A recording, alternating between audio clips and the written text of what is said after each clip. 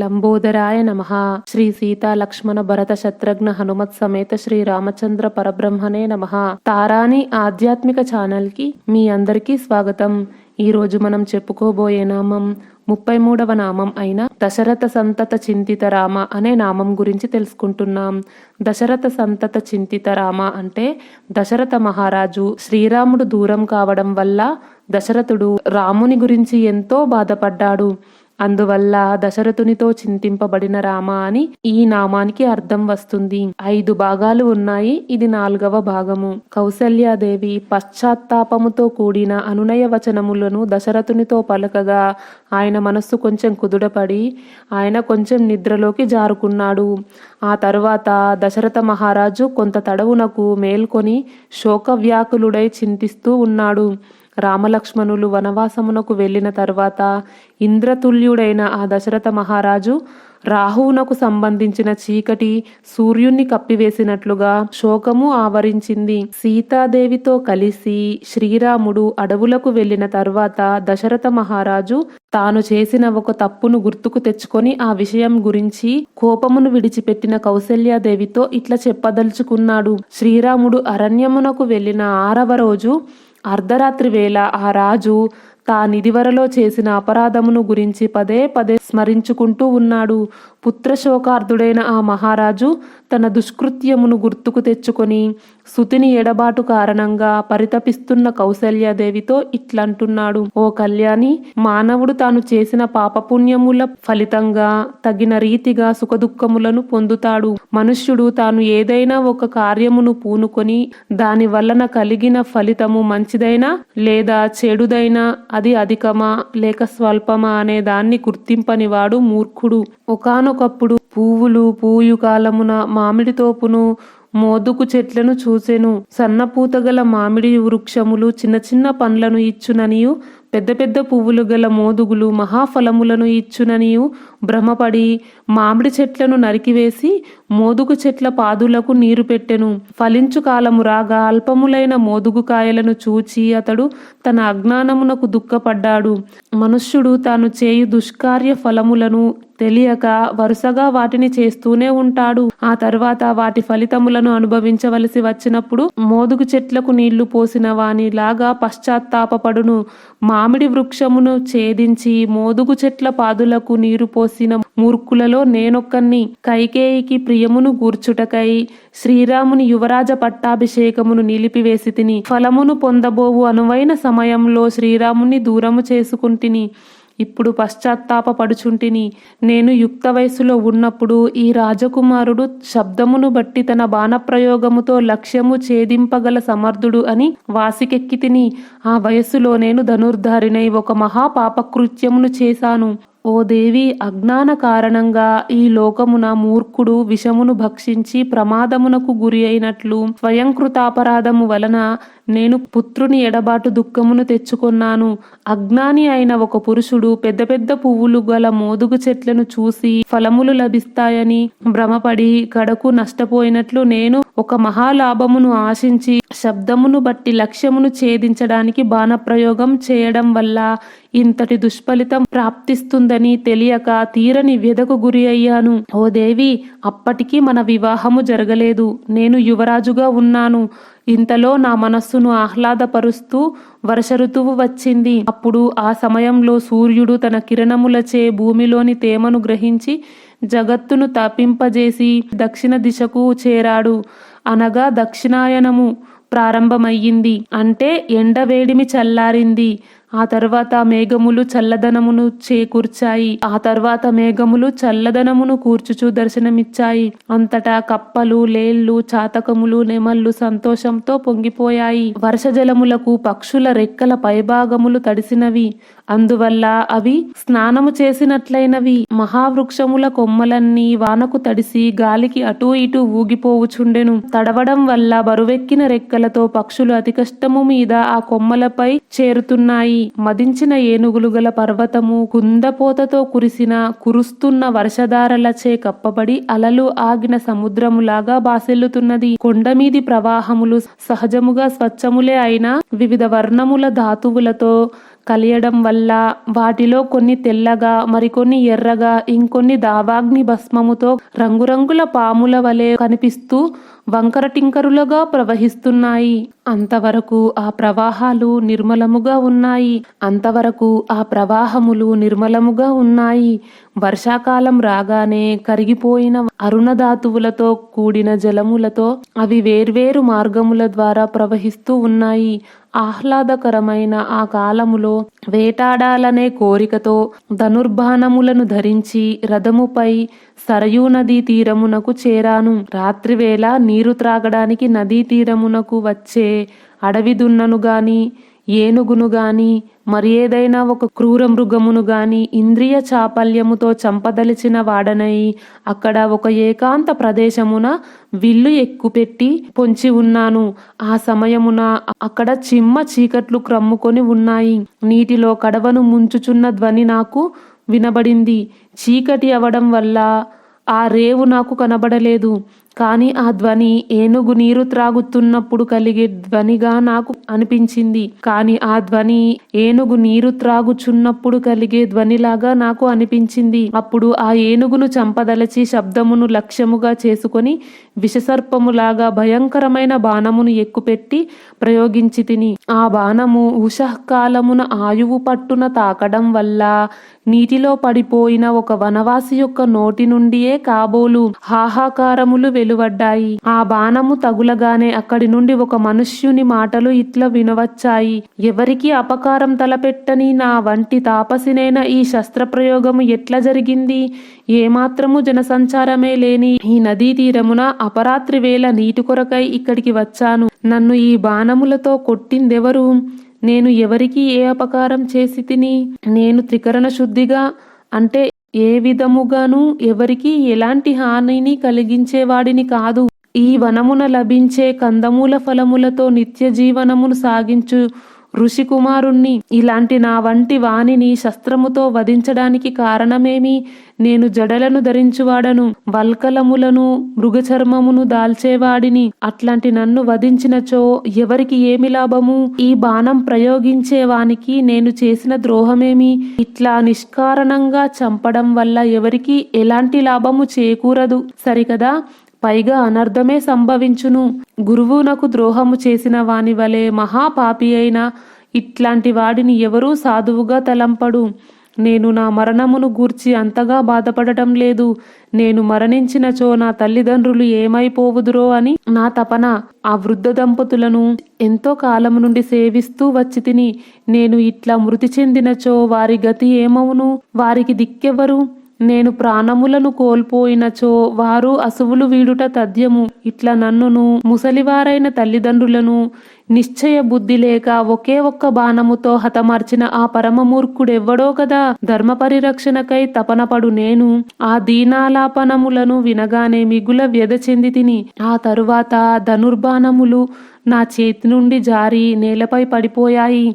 ఇట్లా ఆ అపరాత్రి వేళ హృదయ విదారకంగా ఎంతో విలపిస్తున్న అతని దీనవచనములను విని శోకాతిరేకముతో దిక్కుతోచని వాడనై ఎంతో నిశ్చేష్టుడనయ్యాను. ఆ తర్వాత నేను కాలు చేతులాడక ఎంతో వికల మనస్కుడనై ఆ ప్రదేశమునకు చేరితిని. ఆ తరువాత సరయూ నది తీరమున నా బాణపు దెబ్బకు గురి అయిన ఒక ఋషి కుమారుణ్ణి చూశాను. అప్పుడతని జడలు అన్నీ చెదరియున్నాయి. జలపాత్ర దూరముగా పడిపోయి ఉన్నది. అతని శరీరము దుమ్ము కొట్టుకొని రక్తసిక్తమైపోయి ఉన్నది. బాణము యొక్క దెబ్బకు అతడు క్రిందబడిపోయి ఉన్నాడు. నేను భయముతో వ్యాకుల చిత్తుడనయి అక్కడికి చేరగా అతడు తీవ్రమైన తేజస్సు గల చూపులతో నన్ను దహించి వేస్తున్నట్లుగా చూచి క్రూరముగా నాతో ఇట్లన్నాడు: ఓ మహారాజా, నేను వనములలో నివసించేవాడిని. నా తల్లిదండ్రుల దాహము తీర్చు నిమిత్తము జలములను తీసుకొని పోవడానికి వచ్చాను. నేను మీకు చేసిన అపకారమేమి? ఎందుకు నన్ను బాణములతో కొట్టారు? ఒకే ఒక్క బాణముతో నా ఆయువు పట్టుపై దెబ్బతీశారు. ఈ దెబ్బతో నేను మృతి చెందుట వలన అంధులు వృద్ధులు అయిన నా తల్లిదండ్రులు ఇద్దరూ మరణిస్తారు. ఇది తథ్యము. వారు ఎంతో శక్తిహీనులు, గ్రుడ్డివారు. వారికి దాహం వేసి నాకై నిరీక్షిస్తున్నారు. వారి కుమారుడనైన నేను జలమును తీసుకుని వచ్చి తమ దాహమును తీరుస్తానని గంపెడాశతో ఎదురు చూస్తున్నారు. వారు తీవ్రమైన తమ దాహబాధను ఎట్లు ఓర్చుకుంటున్నారో కదా. నేను ఈ విధంగా నేల కొరిగి పడి ఉన్న సంగతి మా తండ్రికి తెలియదు. దీనిని బట్టి నేను చేసిన తపస్సునకు గాని చేసిన వేదశాస్త్రముల అధ్యయనమునకు గాని ఫలితము లేదని తెలుస్తున్నది. ఒకవేళ నా ఈ విపత్కర పరిస్థితిని తెలిసిన అతడు ఏమి చేయగలడు? నరకబడుచున్న ఒక చెట్టును ఇంకొక చెట్టు కాపాడలేదు. కాలు కదుపలేని ఆ దుర్బలుడు నన్ను ఎట్లా రక్షిస్తాడు? ఓ దశరథ మహారాజా, వెంటనే నీవు మా తండ్రి దగ్గరికి వెళ్ళి జరిగిన వృత్తాంతమును ఆయనకు తెలుపుము. లేకపోతే ఆ మహర్షి కోపం వల్ల అడవిలో దావాగ్ని చెలరేగి అడవిని దహించి వేసినట్లు నిన్ను దహించి వేయును. ఓ రాజా, ఈ దారిలో ఇక్కడికి సమీపముననే నా తండ్రి ఆశ్రమము కలదు. వెంటనే అక్కడికి వెళ్ళి ఆయనను ప్రసన్నుని చేసుకో. లేకపోతే అతడు కోపంతో శపిస్తాడు. ఓ మహారాజా, ఎత్తైన మెత్తని నదీ తీరమున వేగముగా సాగిపోవుచున్న ప్రవాహము కోసివేయు రీతిగా నీవు ప్రయోగించిన ఈ వాడి అయిన బాణము నా ఆయువు పట్టును ఎంతో పీడిస్తున్నది కనుక వెంటనే ఈ బాణమును నా శరీరము నుండి తీసివేయుము. బాణమును తొలగింపనిచో అతని ప్రాణములు విలవిలలాడును. తీసివేసినచో అతడు బ్రతుకజాలడు. బాణమును తొలగించు విషయమున ఈ సందేహము నన్ను వేధిస్తున్నది. ఇప్పుడు నేనేమి చేయను? ఈ విధంగా దుఃఖిస్తూ శోకమగ్నుడై ధైర్యముతో నున్న నా హృదయమునందలి చింతను ఆ మునిసుతుడు గ్రహించాడు. అప్పుడు ఆ మునిబాలుని అవయవములన్నీయూ శిథిలమవుచున్నాయి. అతడు మెలికలు తిరిగిపోతున్నాడు. నేలపై అటునిటు దొర్లుతున్నాడు. క్రమముగా అతని పరిస్థితి దిగజారుతున్నది. అతడు ఆ విధముగా మరణోన్ముఖుడై పరితపిస్తూ ఎంతో ఆర్తికి లోనైన వానిలాగా అతి కష్టము మీద నాతో ఇట్లన్నాడు. ఓ మహారాజా, నా మాటను విను. నేను ధైర్యము వహించి శోకమును నిగ్రహించుకొని స్థిరచిత్తుడగుచున్నాను. పూర్తిగా స్పృహ కలిగి ఉన్నాను. నేను బ్రాహ్మణుడను కాను. వైశ్యుని వలన శూద్ర స్త్రీయందు జన్మించిన వాణ్ణి.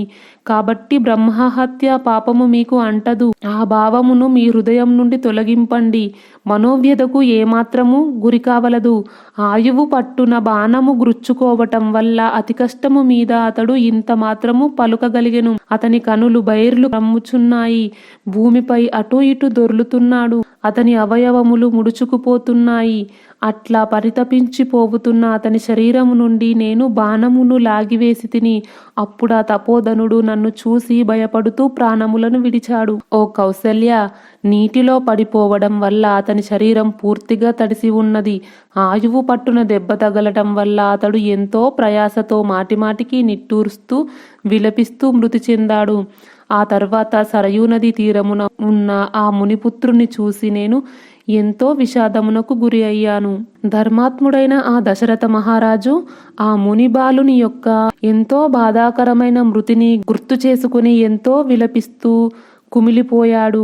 మళ్ళీ కౌసల్యతో ఇట్లన్నాడు. ఓ దేవి, అజ్ఞానవశమున నేను ఇలాంటి మహాపాపమును చేయడం వల్ల నా ఇంద్రియములన్నీ వ్యాకులపాటుకు లోనయ్యాయి. మునికుమారుణ్ణి చంపిన ఈ మహాపాతకము నుండి విముక్తుణ్ణి అవడం ఎట్లా అని నేను ఒంటరిగా నాలో నేను ఆలోచించసాగాను. అనంతరం నేను అక్కడి పాత్రలో నీరు నింపుకొని దానిని తీసుకుని మునిపుత్రుడు తెలిపిన బాటను బట్టి తిన్నగా ఆ ఆశ్రమమునకు చేరి తిని. ఆ ఆశ్రమమునందు ఆ ఋషికుమారుని తల్లిదండ్రులను చూసి తిని. వారు బలహీనులు, వృద్ధులు, అంధులు. వారు రెక్కలు తెగిన పక్షులలాగా ఎటు కదలలేక ఒకచోట పడిపోయి ఉన్నారు. అటు ఇటు కదలక తమ కుమారుని గురించే మాట్లాడుకుంటూ అతని రాకకై వారు నిరీక్షిస్తూ ఉన్నారు. నా కారణంగా వారి ఆశలు అడియాశలయ్యాయి. అది తెలియక అనాథల వలె వారు ఉదాసీనులై ఉన్నారు. ముని కుమారుణ్ణి చంపినందున మొదట నేను శోకముతో దురపిల్లుతూ ఉన్నాను. ఆ అకృత్యమునకు ఆ తల్లిదండ్రులు ఏమని శపిస్తారో అని నా మనసు తీవ్రమైన భయమునకు లోనయ్యింది. ఆ ఆశ్రమమున అడుగుపెట్టి వారిని చూసినంతనే నేను ఇంకా శోకగ్రస్తుడనయ్యాను. నా అడుగుల చప్పుడు విని ఆ ముని ఇట్లా పలికాడు. నాయనా, కుమారా, ఇంత ఆలస్యం చేసితివేలా? త్వరగా నీటిని తెమ్ము, దాహము తీర్చుకొందుము. జలకములాడుటకై వెళ్ళి నీవు ఇంత ఆలస్యము చేసినందులకు మీ తల్లి నీకై తహతహపాటుతో ఎదురు చూస్తున్నది. మా కడకు త్వరగా రమ్ము కుమారా. నేను గాని మీ అమ్మగాని నీకేమైనను అప్రియం చేశామా? మా వలన ఏ కొంచెముగానైనా అపరాధం జరిగిందా? అట్లా జరిగి ఉన్నచో దానిని నీవు మనస్సులో పెట్టుకోవద్దు. నీవు తపస్వివి కదా. మా సమస్త ప్రాణములను నీపై నిలుపుకొని ఉంటిమి. ఇంతకు నీవు మాట్లాడవేమి? ఆ మునిని చూడగానే నాకు ఎంతో భయం కలిగింది. నా నాలుక తడబడసాగింది. ఎట్టకేలకు మాటలను దిగమ్రింగుచు అస్పష్టముగా ఆయనతో ఇట్లా పలికితిని. నా మనస్సునందలి భయమును మాటల తడబాటును బయటపడనీయక నిగ్రహించుకుంటిని. బాధాకరమైన అతని కుమారుని మరణ వార్తను గురించి చెప్పాలనుకున్నాను. ఓ మహాత్మా, నేను మీ పుత్రుడను కాను, క్షత్రియుడను. నా పేరు దశరథుడు. నేను సత్పురుషులు నిందించున్నటువంటి శోచనీయమైన ఒక దుష్కృత్యమును చేశాను. ఓ పూజ్యుడా, నేను ధనుర్బాణములను ధరించి ఈ సరయూ తీరమునకు వచ్చి తిని నీరు త్రాగుటకై నదీ తీరమునకు చేరు ఏనుగును గాని క్రూర మృగమును గాని వేటాడదలిచి తిని. కొంత తడవునకు నీటిలో కడువను ముంచు బుడబుడ శబ్దము నాకు వినపడింది. ఆ శబ్దమును బట్టి ఒక ఏనుగు నీరు త్రాగుచున్నదని తలచి వెంటనే దానిపై శబ్దబాణము ప్రయోగించాను. ఆ తర్వాత ఆ నదీ తీరమునకు వెళ్ళాను. అక్కడ ఒక తాపసిని చూశాను. అతని వక్షమున బాణమును గుర్చుకొని ఉన్నది. అతడు కొన ఊపిరితో కొట్టుమిట్టాడుచు భూమిపై పడిపోయి ఉన్నాడు. ఓ మహాత్మా, ఏనుగును చంపదలిచిన నేను శబ్దమును బట్టి బాణము విడిచి తిని, కాని ఆ బాణము దెబ్బకు నీ కుమారుని ప్రాణములు అన్నుబట్టెను. గాయపడి పరితపిస్తున్న నీ పుత్రుని సూచనను అనుసరించి ఆయువు పట్టున గుర్చుకొని ఉన్న ఆ బాణమును తొలగించి తిని. నేను ఆ శరమును తీసివేయగా అయ్యో, అందులైన నా తల్లిదండ్రులు ఏమైపోవుదురో కదా అని విలపిస్తూ అతడు అచ్చటనే స్వర్గస్థుడయ్యాడు. నా అజ్ఞానము వలన నేను మీ సుతుని మృతికి కారణమయ్యాను. అయ్యా, జరిగినది ఇది. ఇక మీదట నన్ను అనుగ్రహించెదరో శపించెదరో మీ దయ. నేనొనర్చిన ఈ దుష్కృత్యమును గురించి పశ్చాత్తాపపడుచు పలికిన క్రూర వచనములను ఆ పూజ్య మహర్షి విన్నాడు. అందువలన అతడు నాకు తీవ్రమైన దుఃఖమును కలిగింపకుండా ఉండలేకపోయాడు, అనగా శపించడానికి సిద్ధమయ్యాడు. అప్పుడు నేను దోసిలొగ్గి ఆయన ఎదుట నిలబడి తిని. అంతటా ఆ మహా తేజస్వి ఎంతో వగచుచూ నిట్టూరుస్తూ కన్నీరు మున్నీరుగా విలపిస్తూ నాతో ఇట్లన్నాడు. ఓ రాజా, నీవు చేసిన ఈ మహాపాప కృత్యమును గురించి స్వయంగా నాకు చెప్పి ఉండకపోతే నీ తల వేల కొలది వక్కలై ఉండేది. ఓ ప్రభు, క్షత్రియుడు బుద్ధిపూర్వకముగా వానప్రస్థుని చంపి ఉన్నచో అతడు ఇంద్రుని అంతటి వాడైనా పదవీ భ్రష్టుడు కాక తప్పదు. తపము చేస్తున్న మునిపై గాని అలాంటి బ్రహ్మచారిని గాని బుద్ధిపూర్వకముగా బాణం ప్రయోగిస్తే ఆ పాపి యొక్క తల ముక్కలు ముక్కలవుతుంది. ఈ దుష్కృత్యమును నీవు తెలియక చేసితివి కాబట్టి బతికిపోయావు. అట్లగాక నీవు దీనిని తెలిసి చేసి ఉంటే నీవే కాదు, నీ ఇక్ష్వాకు వంశమే నశించి ఉండేది. ఓ మహారాజా, మా పుత్రుణ్ణి చూడగోరుతున్నాము. అతడు పడి ఉన్న చోటికి వెంటనే మమ్మల్ని తీసుకుని పొమ్ము. మాకు చివరి చూపైనను దక్కును. ఎంతో దుఃఖిస్తున్న ఆ దంపతులను నేనొక్కన్నే ఆ సరయూ నది తీరమునకు తీసుకుని వెళ్ళాను. ఆ తీరమున చచ్చి నేలపై పడి ఉన్న మునిబాలుని శరీరాంగములన్నీ రక్తసిక్తములై ఉన్నాయి. అతడు ధరించిన మృగచర్మము వస్త్రములు చెదిరిపోయి ఉన్నాయి. ఆ బాలుని శరీరమును ముని దంపతులు స్పృశించున్నట్లు చేసి తిని. ఆ ఋషి దంపతులు తమ పుత్రుని కడకు చేరి అతనిని స్పృశిస్తూ దుఃఖమును ఆపుకోలేక ఆ ఇరువురు అతని కళేబరముపై బడిరి. ఆ తర్వాత తండ్రి విలపిస్తూ ఇట్లా పలికాడు. నాయనా, నీవు నాకు నమస్కరించడం లేదేమి? ఇప్పుడు నాతో మాట్లాడటం లేదేమి? ఇట్లు నేలపై పండుకొని ఉంటివేలా? మా పైన నీకేమైనా కోపమా? కుమారా, ఓ బుద్ధిమంతుడా, నీకు నా పైన ప్రేమ లేనిచో కనీసం మీ తల్లి వైపైనను చూడుము. నాయనా, నన్ను కౌగిలించుకోవటం లేదేమి? ఓ సుకుమారా, ఒక్కసారి మాట్లాడుము. ఈ ఉషకాలమున హృదయాంగమయముగా మధురముగా పఠించుచున్న శాస్త్రములను గాని విశేషముగా పురాణేతిహాసములను గాని ఇంకా ఎవరి నోట విందును. స్నాన సంధ్యాధికములను అగ్నికార్యములను ముగించుకొని నా సమీపమున కూర్చుండి పుత్రశోకమున మునిగి ఉన్న నన్ను ఇంకా ఎవరు ఓదార్చగలరు? నేను నా కర్మానుష్ఠానములను స్వయంగా నిర్వహింపలేనివాడను. నివ్వెర ధాన్యమును అంటే అడవి బియ్యమును సంపాదించి తీసుకొని రాలేనివాడను. దిక్కులేనివాడనై పడి ఉన్నవాడను. అలాంటి నన్ను ప్రియమైన అతిథిగా గౌరవించి నాకై కందమూల ఫలములను తెచ్చి ఇక మీదట నాకు భోజనము పెట్టేవారెవ్వరు? పుత్ర, పంచప్రాణములను నీపైననే పెట్టుకొని అనుక్షణము నీకై పరితపిస్తున్న నీ తల్లి ఇదిగో ఇక్కడనే ఉన్నది. ఈమె అందురాలు, పైగా వృద్ధురాలు. ఇట్టి దీనురాలిని నేనెట్లు భరింపగలను? కుమార, ఆగుమాగుము. ఇప్పుడే పరలోకయాత్రకై తొందరపడకుము. రేపు నీవు, నేను, మీ తల్లి అందరము కలిసి వెళ్ళుదాము. నీ ఎడబాటు కారణంగా మేమిద్దరమును శోకమున మునింగి దీనులమై ఉంటిమి. ఈ వనమున దిక్కులేని వారమైతిమి. కావున ఇప్పుడే మేము ఇరువురము నీతో కూడి యమలోకములకు చేరెదము. అక్కడికి చేరిన తర్వాత యముణ్ణి దర్శించి ఆయనతో ఇట్లంటాను: ఓ యమధర్మరాజా, నా అపరాధమును క్షమింపుము. నా పుత్రుణ్ణి విడువుము. తల్లిదండ్రులమైన మమ్ము అతడు పోషించగలడు. ఆ యముడు ధర్మాత్ముడు, లోకపాలుడు, మిక్కిలి వాసికెక్కినవాడు. ఇట్లా అనాథుడనై పడి ఉన్న నాకు అతడు ఈ ఒక్క అభయదానమును అనుగ్రహించగలడు. ఓ కుమారా, నీవు ఏ పాపము ఎరుగనివాడవు. పాపాత్ముడైన దశరథుని చేతిలో హతుడవైతివి. ఇందువలన శస్త్రయోధులు చనిపోయిన తర్వాత చేరే ఉత్తమ లోకములు నీకును ప్రాప్తిస్తాయి. ప్రమాణము చేసి చెప్తున్నాను, నేను పలికిన ఈ మాట ముమ్మాటికి సత్యము.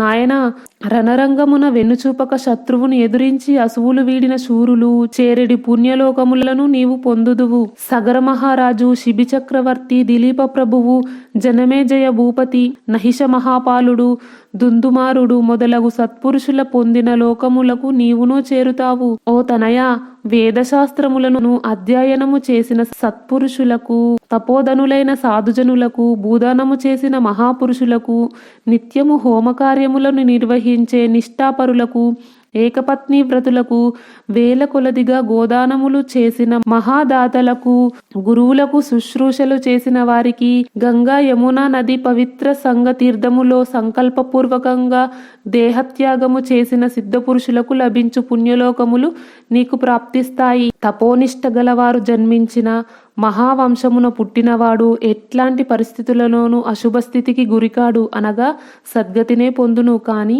నా పుత్రుడైన నిన్ను చంపిన వాడే దుర్గతి పాలగును.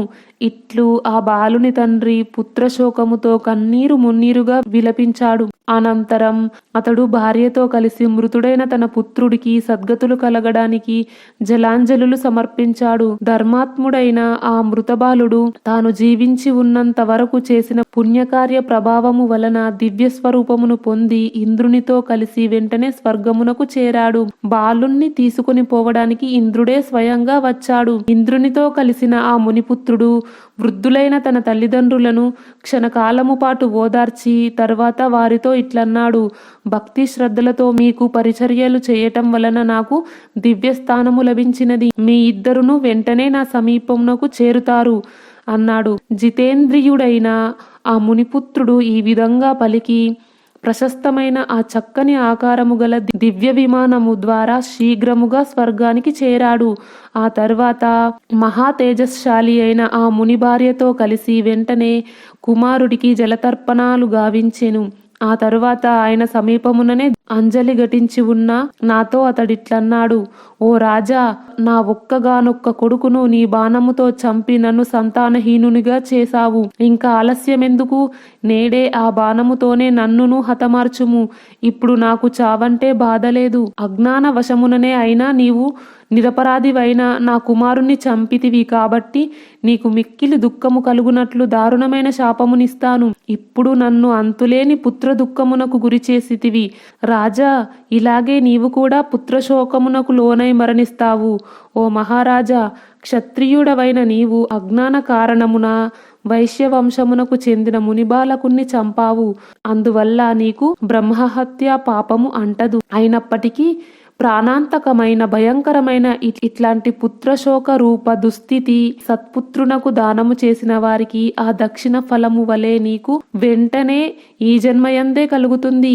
ఈ విధముగా అతడు నన్ను శాపమునకు గురి చేసిన తర్వాత ఆ దంపతులు కడుదీనంగా ఎంతో విలపించారు. కొంత తడవునకు వారు దేహములను చితాగ్నికి ఆహుతి చేసి స్వర్గస్థులయ్యారు. ఓ దేవి, నా చిరువయస్సున అజ్ఞానము వల్ల స్వయంగా శబ్దవేది బాణము ప్రయోగించి మునిబాలుని చంపిన దుష్కార్యము వల్ల నేడు పుత్రుని ఎడబాటుకు దుఃఖమునకు లోనైన ఈ సమయమున నాకు గుర్తుకు వచ్చింది. ఓ కౌసల్య, అనారోగ్యకరమైన పదార్థములతో అన్నము తినిన వాడిని కాలాంతక రోగము పీడించినట్లు నేను ఆనాడు చేసిన దుష్కర్మ ఫలము నన్ను ఈనాడు వేధిస్తున్నది. ఆనాడు ఆ మహాత్ముడు నాకిచ్చిన శాప ఫలితమును నేడు నేను అనుభవిస్తున్నాను. అందువల్ల పుత్రశోకముతో నేడు నా జీవితమును చాలిస్తాను. ఓ కౌసల్య, నా దృష్టి మందగించింది, నిన్ను స్పష్టంగా చూడలేకపోతున్నాను. నన్ను ఒక్కసారి స్పృశించుము అని పలికి ఆ రాజు భయపడిన వాడై ఏడుస్తూ ఆమెతో ఇట్లన్నాడు. ఓ దేవి, శ్రీరాముణ్ణి పట్టాభిషేకము చేసి రాజ్యాధికారమును ఇవ్వవలసిన నేను అట్లా చేయకపోగా నిష్కారణంగా ఆ రాఘవుని నేను అడవుల పాలు చేయటం అనేది నిజంగా నాకు తగని పని. ధర్మాత్ముడైన శ్రీరాముడు మారు పలకక తదనుగుణంగా నడుచుకున్నట అతనికే తగును. కొడుకు ఎంతటి దుర్మార్గుడైనా తెలివిగల ఏ తండ్రి అతనిని పరిత్యజించడు. తనను అడవుల పాలు చేసిన తండ్రిని పల్లెత్తు మాట అనని మహాత్ముడు శ్రీరాముడు ఒక్కడే. నేను మరణించే లోపల నా రాముడు ఒక్కసారి నన్ను స్పృశించుట గాని కనీసం కనబడుట గాని జరిగిన ఎంత బాగుండు. లోకములో మరణించిన వారు ఎవ్వరూ తిరిగి తమ ఆత్మీయులను చూడలేరు కదా. మిగతా భాగం వచ్చే వీడియోలో తెలుసుకుందాం. ఈ వీడియో నచ్చితే లైక్ చేయండి, షేర్ చేయండి. తారాని ఆధ్యాత్మిక ఛానల్ని సబ్స్క్రైబ్ చేయండి. బెల్ ఐకాన్ గుర్తుపై క్లిక్ చేయండి. ఇంతవరకు ఈ వీడియో చూసినందుకు మీ అందరికీ ధన్యవాదాలు. లోకా సమస్త సుఖినో భవంతు. కృష్ణార్పణం.